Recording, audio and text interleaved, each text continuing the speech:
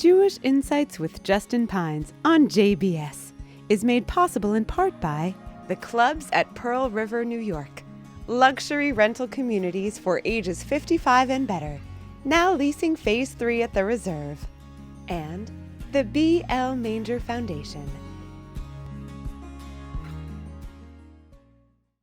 הנה מה טוב ומה נעים שבת שחים גם יוחד הנה מה טוב ומה נעים שבת שחים גם יוחד. Shalom and welcome to Jewish Insights.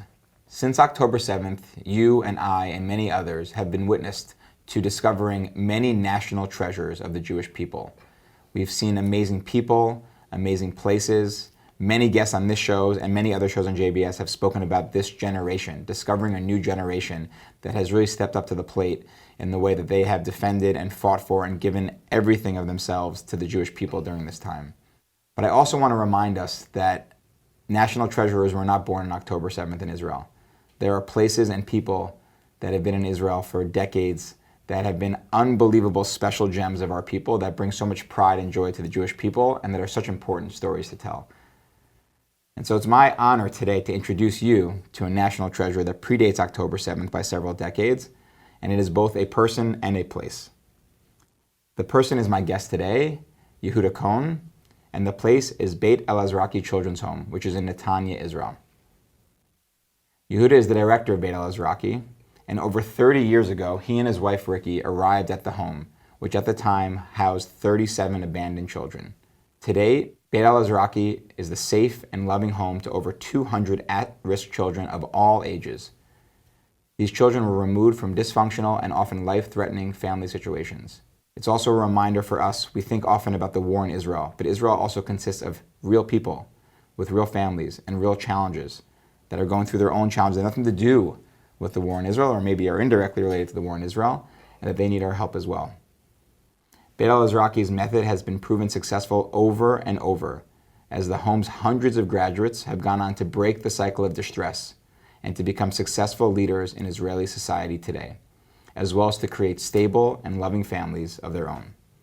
We will hear from one of the graduates later in this conversation, Mishel Marchasin, who came to Bet Elazraki at age 6 and in 2024 received the Presidential Medal of Excellence for her service in the Israeli Air Force. Full disclosure, back in the second Intifada, my wife Tali was a sophomore in high school and all the summer programs to Israel were canceled. And she somehow found her way, along with 2 other Americans, to be the first 3 Americans to volunteer at Bet Elazraki in that summer of 2002. It was a transformative experience for her, and she spent many summers, many years, all of her time there since. I think, among the places she's lived in her life, Bet Elazraki is up there in terms of nights spent somewhere. And following in her footsteps, my niece Eliana spent a gap year there as well. Numerous family members of ours have marked the occasion of becoming a bat mitzvah there. And it is a extremely special place in our lives, and Yehuda is like family to us. So Yehuda, with that, Bruchim Habayim, welcome so much.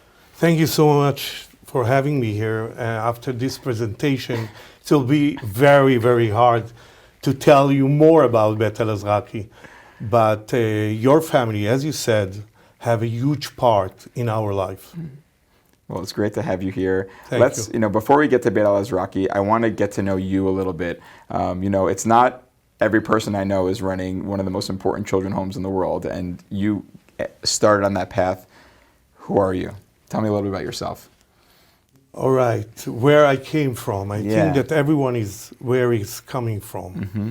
But I think that the story started with my dear late parents, my father and my mother. My father is a Holocaust survivor. He lost his 2 children and his wife at the Holocaust. Wow. And he came to Israel. My mother, she married before the Holocaust. And when she came back to Yugoslavia, my father is from Hungary, my mother, she's from Yugoslavia, from Serbia. She came back after the Holocaust to her village, and she met her husband, and then a daughter born. But they killed her husband. A lot of Jews were killed after the Holocaust. Wow. And she came with a baby to Israel. And then she met my father. a lot of families from Eastern Europe went directly to South America, and they went to South America.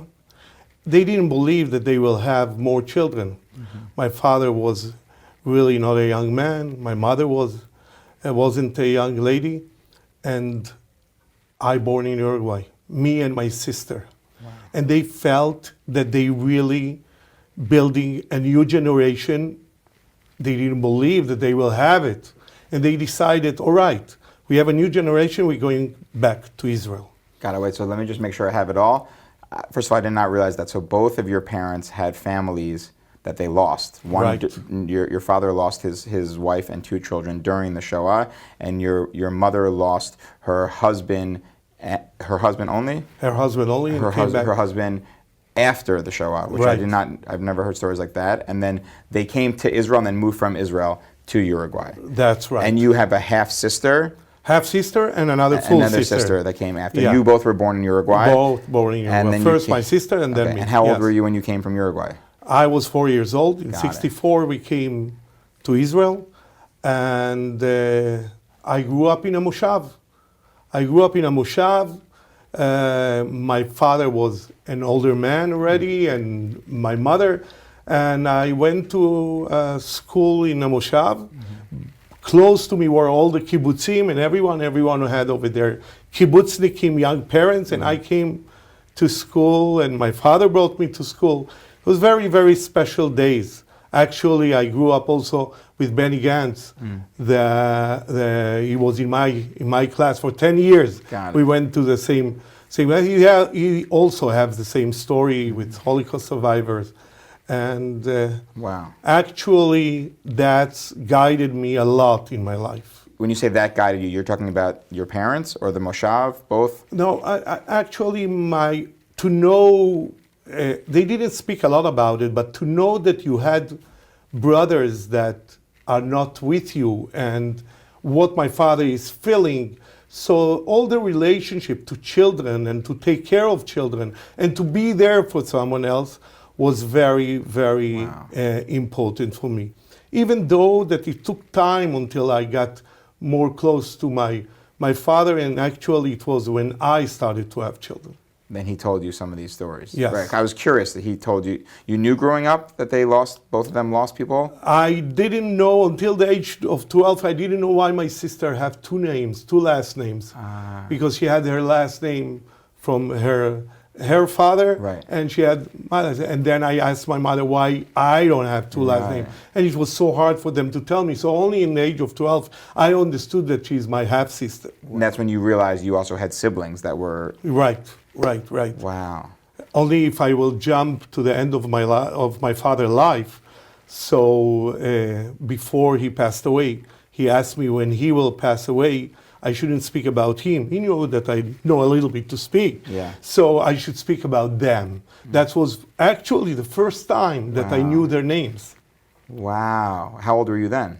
Then I was already 40. Wow. That's the first time you found out their names. Yeah.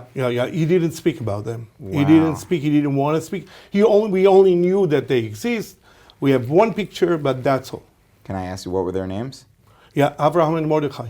Abraham and Mordechai, your brothers. Yeah, and I put their name on his grave. On his grave. Oh my gosh, that's crazy.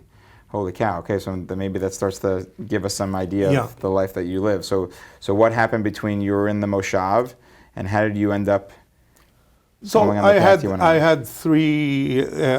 First of all, we had a child, and then right after the army, I went to the army. He didn't Right. want me to be in the combined unit.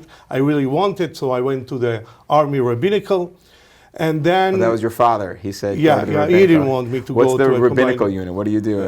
in the Rabbanut, we taking care of good things and Okay. also, unfortunately, of terrible Right. things. You studied to become a rabbi for that, or how does that work? No. It's the pastoral side, yeah. Soldiers. They have a lot Okay. of soldiers in the Okay. Rabbanut. And he didn't want you to do it because of risk to your life? Yeah, he didn't want to risk another child. He lost your sons, Avraham and Mordechai. Yeah. Okay. So then, right after the army, I went to university, to Bar Ilan. I study non-formal education. Okay. And I went to be a Ram, Rav Mechanech Okay. in a yeshiva. A teacher. A teacher, Okay. yes. I became an educator over there. In Israel. I was in Israel. Yeah. I was vice director already over there. It's called Kfar Sitrin. It was a huge technological high school, yeshiva high school. And Wait, pause. We skipped over this. So you grew up in like you guys were dati? Like what? Sorry. Yeah. Use English words. Okay, fine. Yeah. So the moshav, it was traditional Right, also. right. And you were like engaged in Torah text, like if you were teaching. Yeah. And then Torah, then I guess you were to passionate. yeshivot. I went to yeshivot, and then I really went to the army. Right after the army, Okay. we went. You like learning Torah, I guess. If you like teaching Torah. Yes. Okay, fine. I had a very, very special Rabbi Zecher Tzadik Livracha. Rav Yaakov Edelstein was my rabbi in Yeshivat HaSharon in Herzliya. And I had the honor to learn there, and then I learned in Yeshivat Bet Meir. I learned in Yeshivot, Okay. and that's what gave me really, Baruch Hashem, the koach to teach Torah and to teach Gemara and to prepare them for Bagrut in Gemara. And just translate for our audience, Bagrut is like the SAT. SATs. Like Perfect, SAT thank you. here in America. And then we went to the Kfar Sitrin. We were there for 6 years. Okay.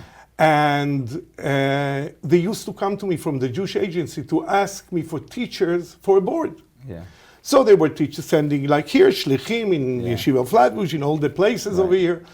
But they knew that I'm speaking Spanish. Yeah. And they said, look, Because of Uruguay. Yeah. Wow. And they are looking for shlichim in Uruguay, in Brazil. So I didn't speak Portuguese, but it's very close. Yeah. And we found ourselves going for a shlichut in Brazil. Wow. So my wife was a teacher in school, Yeah. and I became a shaliach of Bnei Akiva and all Tnuat Hakshama. Tnuat Hakshama, it's all the youth movement who deciding to make Aliyah. So we were there So you went to where in Brazil? in Sao Paulo. In Sao Paulo, and the idea was to teach people about Judaism and get them excited about Israel to potentially Yes, move there. unfortunately, the assimilation in Brazil is really, really terrible. We had a very, very special and unique time over there in Brazil. And over there, I decided that I don't want to be a teacher anymore. Why? I don't want to sit in class. I love these teachers who saying I love all my students the Yeah. same. But it's so hard to love everyone the same and to feel, I felt that I want to educate, I want to make a change. Education is about making a change. Sure. I want to make a change, but I don't want to be a teacher. I want to look for something else. Okay. I didn't know exactly what I'm looking for. We came back from Brazil to Israel, and we see a small ad in the newspaper. Okay. A children's home is looking for a director. The translation of children's home in Hebrew, it's Bet Yeladim.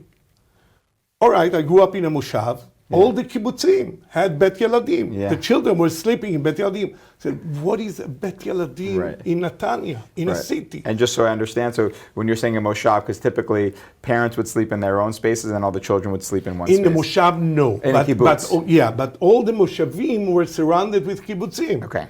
Great. So you were imagining that. Yeah, I knew from it. I didn't understand what is the Bet Yeladim. Okay. And then I'm going to Netanya, Okay. and here started the Yeah. story. And just of tell people Bet where's Elazraki. Netanya so they know. Netanya is in the center of Israel, one of the nicest places today in Israel, and it's becoming even more nice. And I'm sure that so many people know so many people that moved now Yeah. to Netanya. It's close to Ra'anana, Right. close to Tel Aviv, close to Herzliya. But today the Netanya people saying that the Ra'ananas should say that they are close to Netanya, not Netanya. is close to- Beautiful. Yeah. All right. So you apply for this job in Netanya. And then I see that, I'm saying, all right, let's go and look. Yeah. And we are going there, and we see 37 children, as you see, beautiful children. We asking, who are these children? And they tell us 35 years ago that they were abandoned by their parents, or their father and mother cannot raise them. We were shocked. You know, you're coming from Brazil, you see in Brazil all this poverty and favelas and all these things, but what's the story? In Eretz Israel, Jewish people cannot raise their children. What happened there? Right. And to be clear, this is not an orphanage. I think people get confused sometimes. No. Doesn't mean they lost their parents. It No. means they were in a home where it was either the parents couldn't care for them for psychological reasons, sick, whatever. Yeah. Okay. And in the Western world, there is not so many orphans. Right. So, but sometimes to be an orphan in this way, that your father and mother cannot be there for you, Right. it's much worse than to understand that they are not. Right. They are not They have here. parents alive somewhere in Israel or They are elsewhere. fathers and mothers. Right. It's a big difference between father and mother and parents. Thank you. So we were really shocked, but this was our first shock. The real shock was when we found out that all the 37, all of them, are second and third generation of the same problem, which means that their fathers and mothers, and sometimes even grandparents, grew up in same environment. I was looking at my wife, we came together. I was looking at my wife, she was looking at me, 1 second, this is a genetical problem? Right. What's the story? What is the story? Why? I don't want to be a babysitter of the next generation. Right. And then we understood that something is done wrong. We didn't know exactly what, but we said that it's not possible that children who born the same to the world, starting their life, and suddenly the father and mother cannot raise them, and then another generation. So we understood very fast that whoever have a child is a father and she is a mother, but they are not parents. Parenting is something else. And we decided that the goal in Israel 35 years ago actually, was that if a child have an issue or something happened in a family in Ashkelon, in Tveria, they're calling up Bet Elazraki. We need a place for 2 children, for 3 children, for even 5 children, because the family, it was terrible things that happened. Right. We have to move them there. It's terrible to say, but like a storage, we will bring the children. I said, no way. My goal is not to give a solution to the country, to the system. I want to come to Bet Elazraki, but to give really a chance to the child, not to the system. Explain to me what you mean by the difference between those. You're saying you can't fix the whole country? But first of all, I cannot fix the whole country, and I don't want to give a solution because they need a space, so I will give them a place, and they will feel all right because they replace the child. Right. No. I have one goal, that every single child, by the way, 217, every single child will become incredible parents to their children. That's the only way to break the cycle of this stuff. But how? That's how you measure success. Success is not that they're safe in your home. Success is that they can be parents. If they for their have children parents. to break the cycle. Beautiful. Okay. But how to do it? Right. You are an incredible father, and I know that because you saw it at home. Tali is an incredible mom because she saw it at home. She had a role model who to take from. But these children, what they saw? Right. Drugs, mental illness, screaming, abuse. What they will take from it. Right. And then we understood that, all right, they have father and mothers, they missing, lacking parents. We can do the parental work, even that we didn't bring them to the world. And what is a parental work? Right. And then we decided, we sat down, we had a lot of metaphors, and we set groups and advisors. And then we found out that if we will work in 3 major areas, we will succeed. So our model is based on 3-legged approach. Okay. The first thing is to fulfill the child potential. Each human being have a potential. Is using, according to the research, between 5 to 7%. That's you can do, your wonderful children can do. My children have to use much more. They're waking up every morning and going to 27 different schools. My home is only a home. Bet Elazraki is only a home. They're waking up and going to 27 different schools. Why 27 different schools? Because each child, he goes to the school that fits him. Right. And my children are the best students of the city. There is a competition between schools who will have my children. Wow. They're asking the mayor of Netanya to ask me to send children to Right. a certain school. Wow. Because we understood that it's so important and they can use much more than the 5 and 7%. So every day we have 60 private tutors that making sure that my child will go to school, he will be the first one to raise his hand in class. Amazing. You know what? And how many students are in the children are in the home? We have 217 children in different programs inside Bet Right now. Elazraki right now. Not including people who have graduated. No, not including How many the people have graduates. graduated total? Sorry. We are 811 total Oh from my my gosh. time. Okay. But it's not including the soldiers. We have the soldiers in the soldier buildings. We have students. I will speak about it in a second. Okay, so you have 217 right now in the home. Yeah. They're going to, you said, you have 60 private tutors going to help all them, and they're going to, you said 27? 7 different schools. Amazing, okay. Yeah. All right. So that's one thing, is really to make sure that they will fulfill more potential. Great. But not only that, everyone thinks that it's anecdote, and I'm saying it like that, but it's much more than that. We found out that children who have good smell, physical smell, teachers are getting closer to them. I'm saying it already for more than 30 years, and I'm repeating it. By the way, people who heard me know this story by heart, but I don't have other stories. Yeah. I'm not here to change the past. I cannot change it. Yeah. I'm here to change the future. Amen. So we found out that children who smell good physically, teachers are getting closer to them. Wow. So you know what happening to a child in first grade, in kindergarten, in second grade, when a teacher is getting closer to him and is telling him, wow, what a good smell you have. You know what happening to his self-image? And what is happening to his feeling? He feels that he's from a good home. He's the first one to raise his hand in class.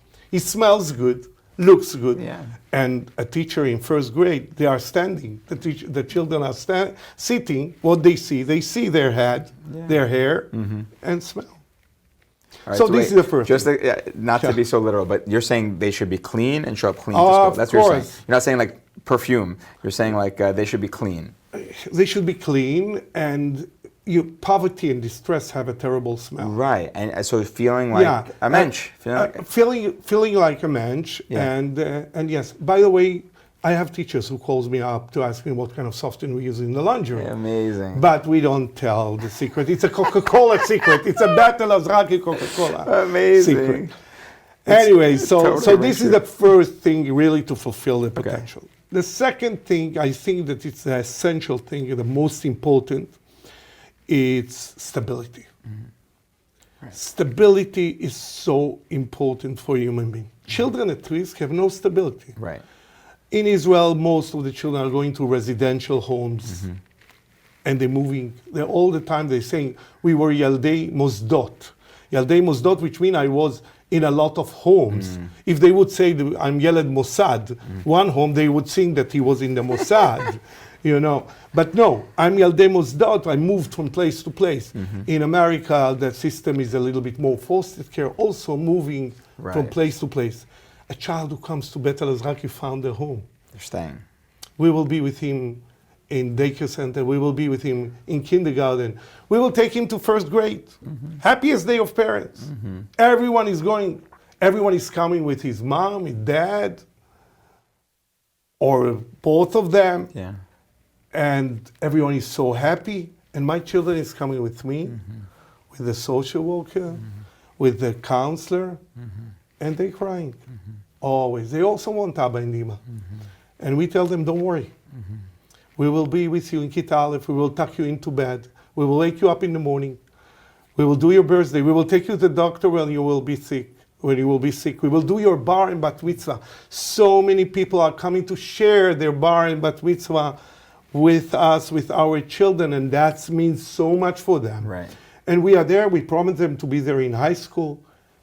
We promise them to be in the graduation party. We don't have a prom like in America, even though that in Israel they started to do. But by us, it's a huge, huge special party. You know, in a graduation party, everyone brings his mom and dad. It's very special. Right. By us, when a child is standing on the stage, he invites 40 counselors who was his counselors all his life. And he looks in their eyes and he tells them, I'm standing here with the best SAT because of all of you. Wow.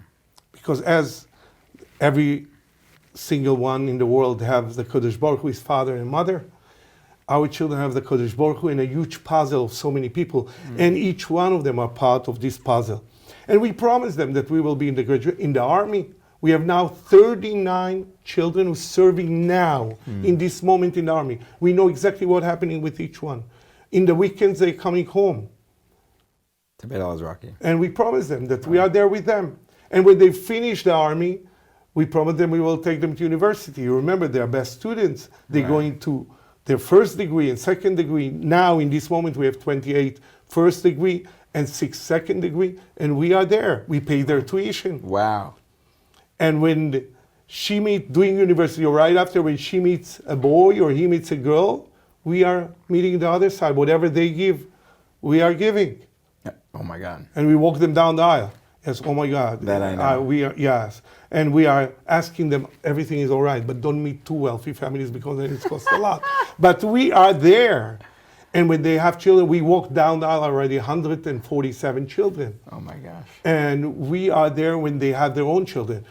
Today, American time, 2:47 in the morning, a child called me up. Hamenahel, where are you?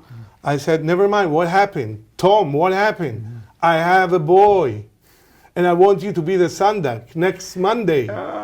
And I said 2:47, I was in America, I'm in America, but don't, אבל אתה חוזר, you're coming back. I said, yes, of course, I'm coming back, and I will be the Sandak of Tom. Tom came to me very, very young, and Bezrat Hashem, we will be there. So we promised him that we will be there. Wow. Being parents, it's not about bringing them to the world. It's about being there for them. Everyone is asking me, until when? Yeah. Until when? Until when? Yeah. Forever. It doesn't end.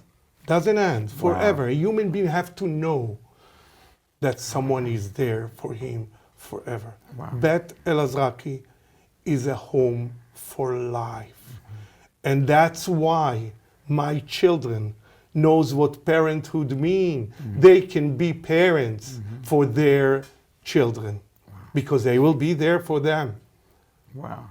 All right. So it's unbelievable. It's almost overwhelming what you're describing. And obviously, I know parts of it because I've seen. The image of you walking, one of them down the aisle is unbelievable. Just for a second, first of all, I'm going to ask an American question. How do you pay for this?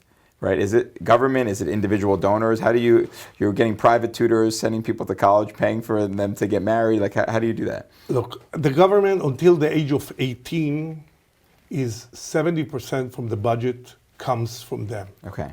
From the age of 18 and up, no one. It's only private donors and of course UGA and federations and all kind of foundations that are people that supporting. But until the age of 18, also there is 30% that have to come, because if you want to give them the best private tutors and not only a student that because you want to bring them to this level and you want to be there for them. And let's not forget that to come to a children's home, even though that it can be the most wonderful children's home, you're emotionally affected. To go to sleep at night, no mom and dad give you a good night kiss, no good night story.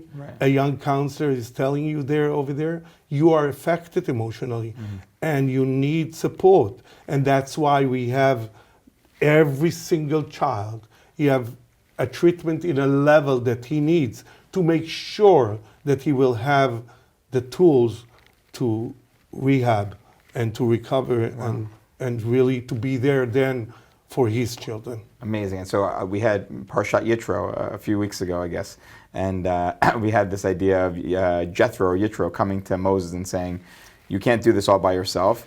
I mean, what you're describing basically is that you and Ricky are parents to, in addition to your own children, over 800 children, which is an insane number to wrap your head around. How do you do that work also, right? Is it kind of like, people get assigned to particular children and you kind of stick with them the whole way, or it's like a team effort? Like, how can you possibly have time to tuck in 200 kids in the same night? So how does that work?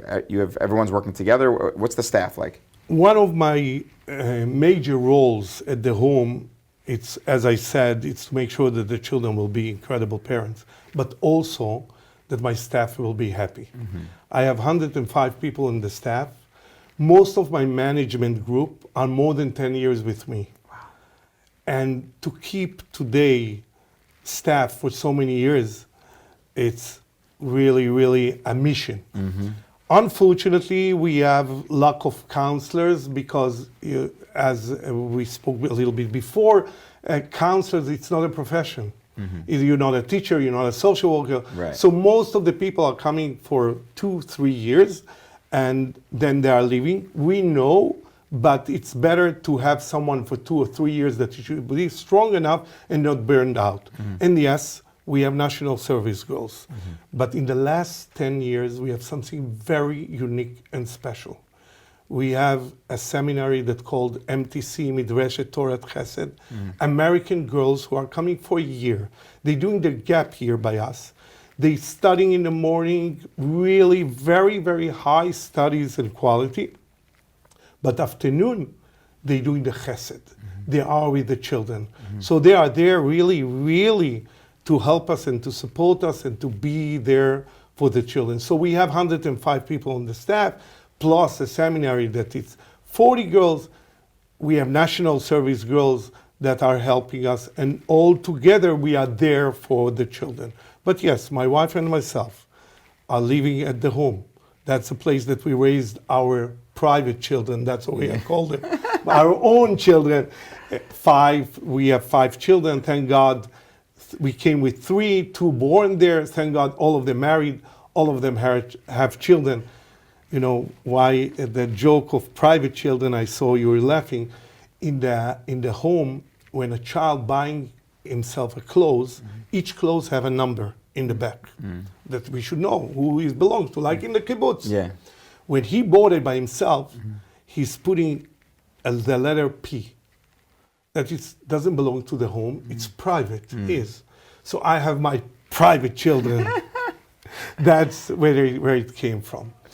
So just to make sure I heard it all, so in terms of what you're trying to do, your approach is you're helping these children reach their potential. And I heard you say that the pieces of that were they should smell good, which is a larger thing, which means fulfill potential. Yeah, full potential is the big thing, and then each of those is a category, right? So, and part of that is that they should smell good, which means they should have hygiene, they should feel healthy, they should walk into a space a certain way. The second one is the idea of stability, that each person should feel like they're not being moved around, that there's going to be consistency, they're going to be tucked in, all those pieces. And the third was that you will always be there for them. Is that? I always be there for them, but the third, it's all the emotional therapy.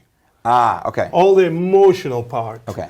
Because there is no way, as I said, that you are going to sleep and as young counselors telling you a good night story and no mom and dad over there and not to be emotionally affected. So the mental illness and really all the emotional part and the mental part, this is the third thing. The piece to success, got it. And that's done on site. There's therapists there that meet with the children.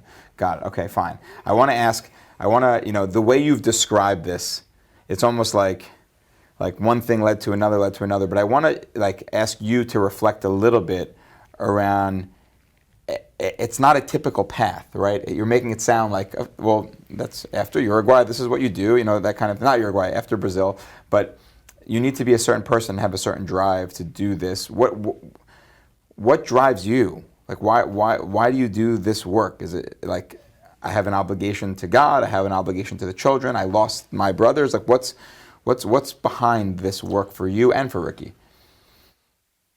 I can go into a lot of details, but I think it's a combination of all what you said. And I really believe in people. I really believe in their strengths, and I believe that the environment is changing. And I really couldn't take it, and I cannot take it yet also. There are so many children that leave this environment. And my dream is to be sure that every single child who comes to this world, if he doesn't have the right environment, to build the right environment for him, but to make sure that in the second that he will close the door in his private home, inside will be all what I implanted in this child. Because our worry is not what's out of the door. Our worries is always what inside happening. And that's what will build more and more. You know, you asking, and it's reminding me that this year, for the first time, we had a great grandson. Wow. Which means that a child that grew up by me have a grandchild. Oh my gosh. A child, 35 years yeah. ago. What's the problem? 35 years ago, Wow. he was already 12 years old. Yeah. So he's 47, right? So his daughter got married and had a child. We walked down the aisle together with him, our granddaughter, and she had a child now. You understand, this child never will ask. Or even if he'll ask, it won't make a difference. My grandfather was abandoned, so I'm all right. Wow. And I can sleep well. I can sleep well. So this gives you so much strength to continue to do it. You know, they saying that I always say that I'm the oldest director in Israel. So they say me, don't say oldest, longest. So I'm the longest director in Israel that doing the same with the children and enjoying every moment. And really, really, I feel that as more that I'm doing, I have much more space to do more. When you say the longest director of a children's home? Of a children's home and working directly with the children. Right. I know exactly what's happening with every child Right. in school, how it's happening. We have a scale, we're checking. And always the most important, it's not the best children and the worst children. There is no worst children. That are, you know, the balaganistim. The story is really always these ones who are, no one see them in the middle, the quiet ones. And I'm the one who's looking after them. Wow. What's happening with them all the time. And then you can put them here, you can put them there. But So I have to be honest, I have 4 children, thank God. You have 5 children, 5 private children, over 800, I guess. And you have 4 private children. Yeah, I have 4 private children, that's right. The task of parenting feels like massive, like really, really massive. I think, you know, if I can get 5 quality minutes with one of my kids on one night, it feels like I had a very successful day. And to try to be responsive to each of their needs and to really be present with them feels like an overwhelming task. What are your tips? Like, how are you able to keep track of the needs and interests and challenges and be sensitive to so many different children and to notice that kid in the middle you just said? What's your advice to any parent to be a better parent? To stop for a second when the night is coming and to ask yourself how much time I really was there for him. How much time I really was there for the child, not the child that are looking for the attention and making a lot of issues to make sure that you will be there. How much time I went to this child to ask him, tell me what's going on with you. I love you. I miss you. Do you miss me? To be there, not bring the key of the car or take the key of the car, what happened on the phone or in your application. Really to ask yourself, because we are not asking ourselves. And in the end of the week, we find ourselves that, you spoke about 5 minutes a day, that's enormous time. We find ourselves with 4, 5, 6, 7 minutes a week. And if we will do these 6, 7 minutes a week really deeply, and we will ask ourselves, did we did it this week? That will make a huge difference. Wow. To be there for them and to make sure that they know that you are there for them. Wow. That's unbelievable. Okay, I wanna invite Mishel in to come and join our conversation now. There's so much here, but I want to also hear from her because I think it's so important. Michelle, thank you so much for joining us as well. Thank you. And I know, as I just learned, there are over 800 people that have been to Bet Elazraki, and you are one of them, and it's not your job to represent over 800 people. I just want you to be you right now, and I want to hear your story as just one example of someone who's been to Bet Elazraki. So why don't you just start from the beginning. I know you came at age 6. Do you have memories of life before age 6 when you were that young, and what brought you to Bet Elazraki? I remember at age 6 before that at my home it was difficult. I had a difficult childhood. Some stuff that children don't need to experience. I have 2 older sisters than me, and they always was looking at me and take care of me. And I have a middle sister, so she came to Bet Elazraki, the children's home. I saw she's very good there, and I wanted to come there too, to see why she's so liking it, why everyone's saying it's the best place, and why friends of hers so close to Jaja, even she came like a year before me. I joined year after her. She older than me in 2 years. Got it. So you were 4 sisters? 3. There were 3. So the oldest, she took care of you, and the one in the middle at some point left your home a year before you and came to Bet Elazraki. And where were you guys living then? Same home, Netanya. In Netanya. You were in the town of Netanya. Okay, got it. And you had heard from her or that there were good things. So she was not living in your house anymore. She was living in our house, but she came like once a week, once in 2 weeks, because she did Shabbos at children's home, because it's the best word there. Got it. Okay, fine. And then how did you end up at Bet Elazraki? Like, you called someone and said, please take me to Bet Elazraki? How does that happen? Actually, no. It's a funny story. I saw my sister had a bat mitzvah that year, and they invited the families to come. So me and my older sister came, and we saw, she's so happy. You see a smile on her face that, like, home, you can't see it really, because we were happy, but it was different at home. But we see she had so much fun. The concerts were happy for her. She got so many gifts at her bat mitzvah. I was a little bit jealous. I'm a little sister, you know. So I told, like, maybe I join too. And she got so successful in her school's grades and became more like friendly with people, because she was very shy. And I'm a more friendly person, I know it. But when I saw it, I asked my social worker if I can join it here too. Yeah. You were already seeing a social worker? Yes, of course. At age 6? Yes. Wow. When you got there, you couldn't believe it, or like what's?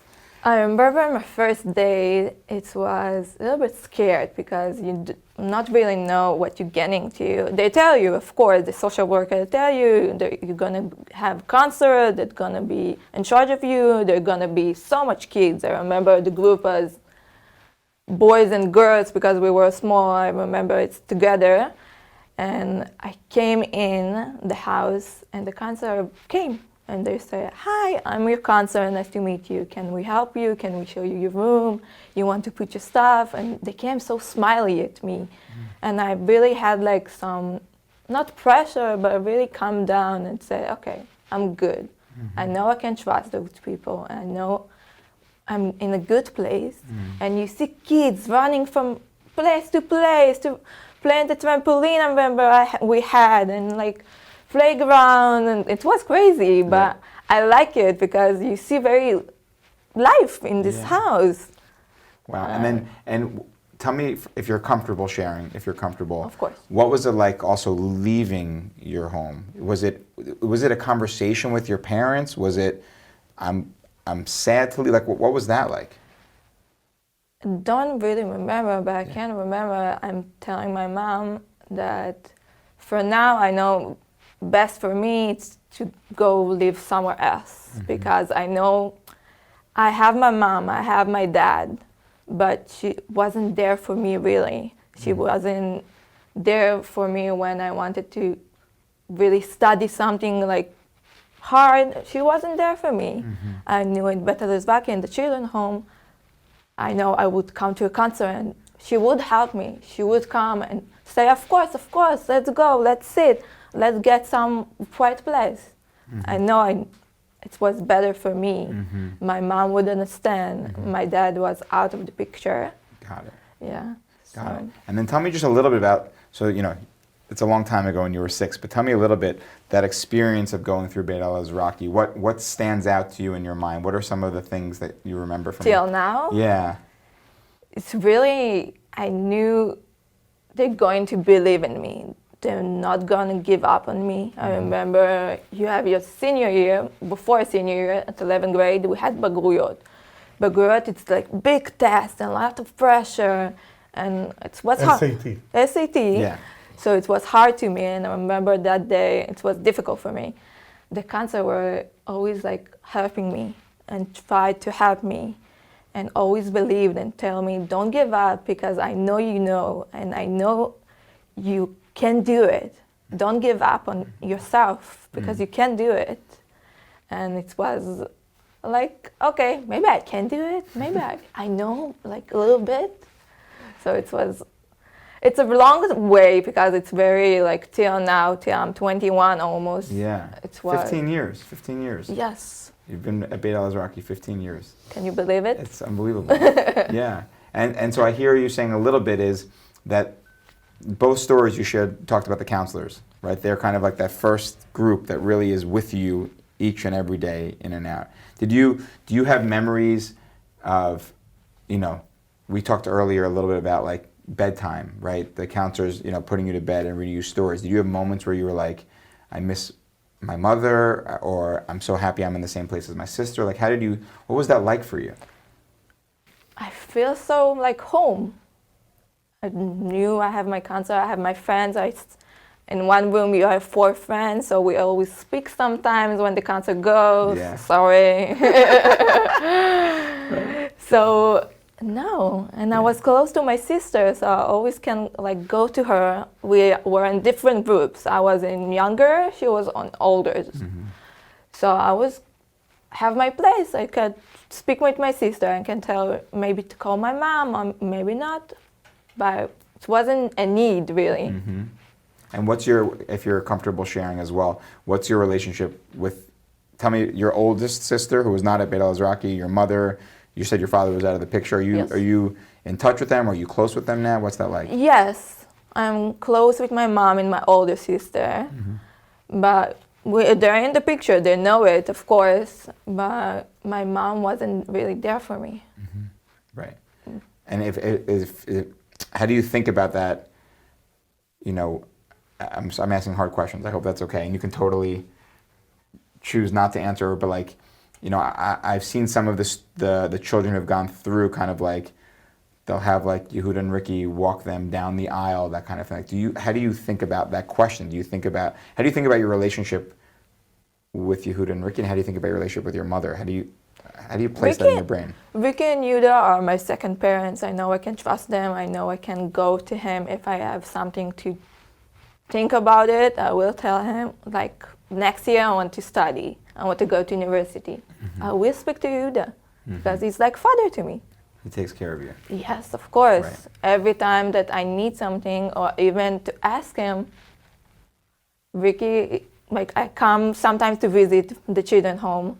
I see Vicky, she come with me with a hug. She welcome me. It's not like... Amazing. And then Yes. what was it like also, socially going into school, again, thinking back on your time, coming from the Bet Elazraki home instead of a more traditional home, was that a topic of conversation with friends in school? Were they like, wow, you're at Bet Elazraki? Were they like, what was that like?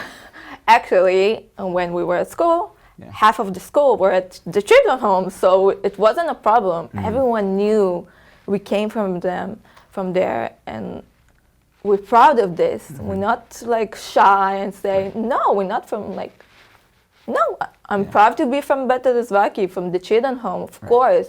In school, sometimes they ask me, of course, because, kids are curious. I tell him, yes, I don't live at home, and it's fine. It's okay. Some kids live home, some kids no. Yeah. And I live with my 12 best friends. Right. Seems like it's almost easier. You have a play date every day. You come, Almost, you come home from school and you have all these friends that go to school with you in the same place as you. Wow. Okay, fine. Were there any challenging moments where I felt like it's very hard to be at Bet Elazraki for you? I have my challenges, of course, of course, but I knew I could be better. I had some friends that had their difficulties and did more troubles than me, but I was much better, I think I can say it. Okay, got it. Okay, beautiful. And then tell me a little bit, I know you just won this prestigious award from the president. Just say a little bit. You serve in the Israeli Air Force. And what happened that you're getting this medal? What's the medal? Tell us that story, please. I got it on the Independent Day, the last Independent Day. Okay, Yom Ha'atzmaut. כן, Yom Ha'atzmaut. And I got it for being a good soldier. I listened everything that my commander told me. I really did a great job. I can't tell you everything because some things we can't tell. Yes. I'm sorry, Justin. But I really liked it. Take me back a little bit. Did you, when you were young, were you like, I want to be in the Air Force when I grow up? Like, how did that, tell me a little bit about that. Actually, no. Okay. I wanted to do something very important, very meaningful, because I knew I want to go to the army. To serve the country. Of course. Yeah. I never knew I would be in the war in October 7th. I wasn't thinking about it. Yeah. And so you were fighting in the Air Force during October 7th. And yes, I was. For things we can't say, you received this award for things you did since October 7th. Were you fighting on October 7th itself also? Wow. I came to my base, it's like 8 a.m. already. My commander called me and like, you need to wake up, let's go to the base. Yeah. And someone took me. I went with 2 bags, huge bags. And I remember I didn't have phone, so I couldn't call like someone from Chittahon, so don't get worried. Everything is okay. Yeah. Like in the evening, they give our phones back, and I told her, I'm sorry, I couldn't, and everything was crazy. Wow. You see bombs in the air, and you run to the mamad, and Wow. And Michelle lives in the soldiers' home. We have Bet Talia, Bet Yardena that are for the soldiers. So she lives over there. When she says that she was cold, so she went out from there, but she didn't have her phones. So whoever looked for her couldn't. But she is really playing a special role in the Air Force, and she did some very, very important things for the sake of Israel. What did you say? Things we can say. Things we Don't can worry. I won't say. She trusts me, but until a limit. So Exactly. and I want to be like a good parent. So, and I can be proud. All of us are so proud of her. It's amazing. I mean, when you were 6 years old and you were, showing up at the first time at Bet Elazraki, were you imagining one day you're going to be, flying in the Air Force on behalf of the Israeli government and fighting in wars? I couldn't believe myself. I couldn't. Like when I got the President of Medal, I couldn't believe myself. I got this achievement, and I was so proud of myself. And then Yehuda told me, I'm so proud of you. It was good to hear. I had something in my heart that's saying, oh wow, I did something good. Yeah, I mean... It got me chills, Yeah, it's giving me chills. It's very, very special. It's amazing. It's like your father tell you he's proud of you. Yeah. It's the same way. It's the same way. Beautiful, amazing. All right, we're out of time here. I just want to say, I want to pause. First of all, for those who want to learn more about Bet Elazraki, what's the website? www.elazraki.org. Beautiful. www.elazraki.org. It's really such an inspiration, Yehuda, to hear from you, Mishel, to hear from you and your story as well. I know you're one of many, and you're also one of you. There's only one of you, and I know that Yehuda sees you as one of you. And that's what's most important. And you guys should both continue to help the Jewish people in the beautiful ways you're helping. Thank you so much for coming. Thank you, Rabbi Justin. I was looking for the Rabbi Justin. Thank you. You got it. Thank you.